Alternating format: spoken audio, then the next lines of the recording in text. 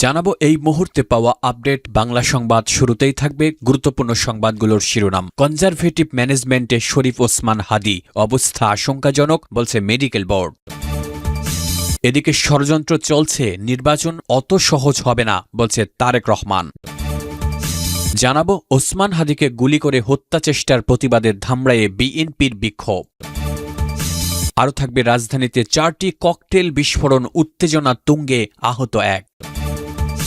এবং সবশেষে উত্তরায় 2 জুলাই যোদ্ধাকে কুপিয়ে জখম। শুনছিলেন সংবাদ শিরোনামগুলি, এবারে বিস্তারিত।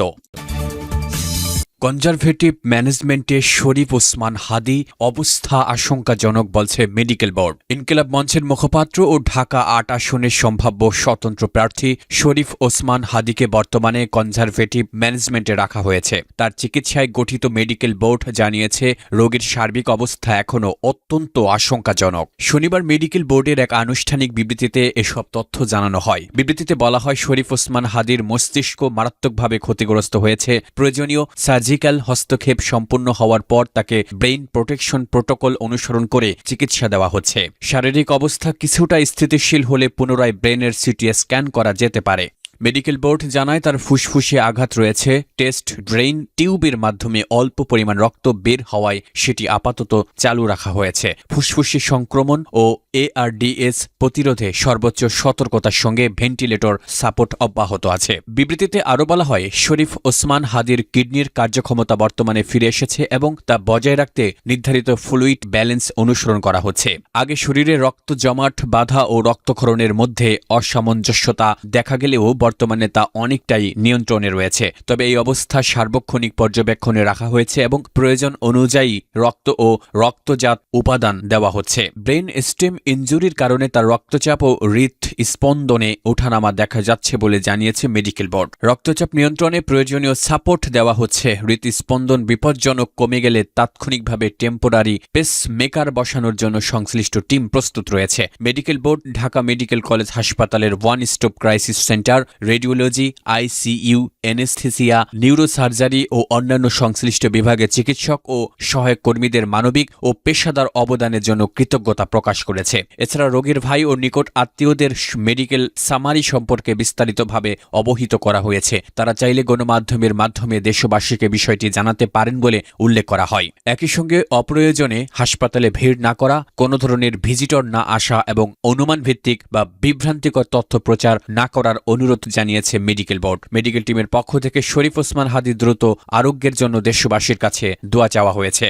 ষড়যন্ত্র চলছে, নির্বাচন অত সহজ হবে না বলছে তারেক রহমান। আসন্ন জাতীয় সংসদ নির্বাচন নিয়ে নিজের করা ভবিষ্যৎবাণী সত্য হচ্ছে বলে মন্তব্য করেছেন বিএনপির ভারপ্রাপ্ত চেয়ারম্যান তারেক রহমান। তিনি বলেন, যে কথাটা আমি আগে বলেছিলাম, নির্বাচন অত সহজ হবে না। ষড়যন্ত্র কিন্তু থেমে নেই। গত কয়েকদিনের ঘটনা, শুক্রবারের ঘটনা এবং চট্টগ্রামে আমাদের প্রার্থীর উপর গুলিবর্ষণের ঘটনা, এই সবকিছু নিয়েই প্রমাণিত হচ্ছে যে যা আমি বলছিলাম তা কিন্তু সত্য হচ্ছে আস্তে আস্তে। এজন্য দেশের বর্তমান পরিস্থিতিতে মতভেদ ভুলে সবাইকে ঐক্যবদ্ধ হওয়ার আহ্বান জানান তিনি। শনিবার সন্ধ্যায় রাজধানীর খামারবাড়ির কৃষিবিদ ইনস্টিটিউশন মিলন আয়তনে বিএনপি আয়োজিত দেশ গড়ার পরিকল্পনা শীর্ষক কর্মসূচিতে ভার্চুয়ালি অংশ নিয়ে তিনি এ আহ্বান জানান। শনিবার সন্ধ্যায় রাজধানীর খামারবাড়ির কৃষিবিদ ইনস্টিটিউট মিলন আয়তনে বিএনপি আয়োজিত দেশ গড়ার পরিকল্পনা শীর্ষক কর্মসূচিতে ভার্চুয়ালি অংশ নিয়ে তিনি এ আহ্বান জানান। বিএনপি ভারপ্রাপ্ত চেয়ারম্যান বলেন, আমরা যদি নিজেদের মধ্যে মতপার্থক্য কমিয়ে নিয়ে না আসি, আমরা যদি নিজেরা ঐক্যবদ্ধ না হই,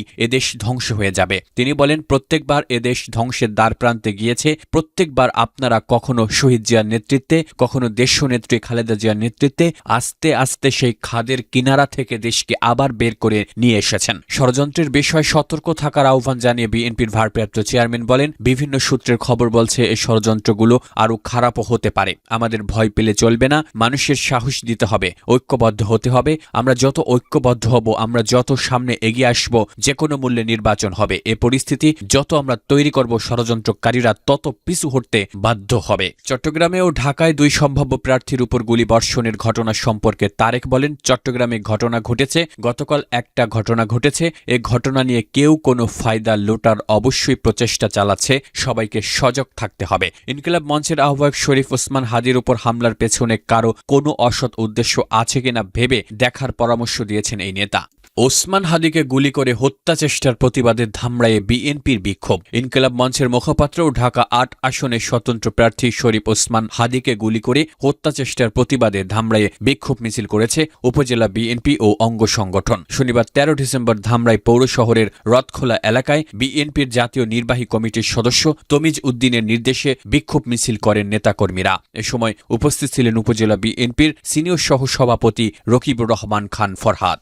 রাজধানীতে 4টি ককটেল বিস্ফোরণ, আহত ১। রাজধানীর শান্তিনগর, মৌচাক ও মিরপুরে 4টি ককটেল বিস্ফোরণের ঘটনা ঘটেছে। এতে মিরপুরে ফুটপাতের এক দোকানি আহত হয়েছেন। শনিবার ১৩ ডিসেম্বর বিকেল থেকে রাত পর্যন্ত বিভিন্ন সময় দুর্বৃত্তরা এসব ককটেল বিস্ফোরণের ঘটনা ঘটায় বলে জানিয়েছে পুলিশ। মিরপুর থানা পুলিশ সূত্রে জানা গেছে, রাজধানীর মিরপুর ১ নম্বর এলাকার মুক্তিযোদ্ধা শপিং কমপ্লেক্সের ছাদের উপর থেকে বিকেল 4:30টার দিকে একটি ককটেল নিক্ষেপ করে পালিয়ে গেছে দুর্বৃত্তরা। বিস্ফোরণে মার্কেটের সামনের ফুটপাতের এক দোকানি আহত হন। এছাড়া রাত 8:30টার দিকে মিরপুর 10 এর পুলিশ বক্সের কাছে আরেকটি ককটেলের বিস্ফোরণ হয়েছে, তবে কেউ এতে হতাহত হয়নি। এ বিষয়ে শাহ আলী থানার ভারপ্রাপ্ত কর্মকর্তা জাহাঙ্গীর আলম প্রথম আলোকে বলেন, মিরপুরের মুক্তিযোদ্ধা মার্কেটের সামনে একটি ককটেলের বিস্ফোরণ ঘটে, এতে ফুটপাতের এক দোকানি সামান্য আহত হয়েছেন। আমরা ঘটনাস্থল পরিদর্শন করেছি, মার্কেটের উপর থেকে কেউ একজন বিস্ফোরণ ঘটিয়ে পালিয়ে গেছে। এছাড়া রাত 8:15 দিকে শান্তিনগর এলাকার পশ্চিম সিগন্যালের কাছে একটি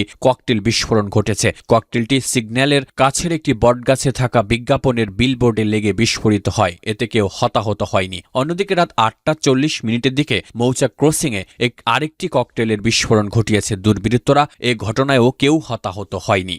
উত্তরায় 2 জুলাই যোদ্ধাকে কুপিয়ে জখম। রাজধানীর উত্তরায় জুলাই রেবেলস সংগঠনের 2 সদস্যকে টার্গেট করে এলোপাতাড়ি কুপিয়ে জখম করা হয়েছে। শনিবার 13 ডিসেম্বর সন্ধ্যায় ওসমান হাদির উপর গুলির ঘটনায় মানববন্ধন থেকে ফেরার পথে উত্তরা 4 নম্বর সেক্টরে ওই 2 সদস্য সন্ত্রাসী হামলার শিকার হন। প্রত্যক্ষদর্শীরা জানান, বর্তমানে জুলাই রেবেলসের 2 সদস্যকে মুমূর্ষু অবস্থায় উদ্ধার করে উত্তরায় 6 নম্বর সেক্টরের একটি হাসপাতালে নেওয়া হয়েছে।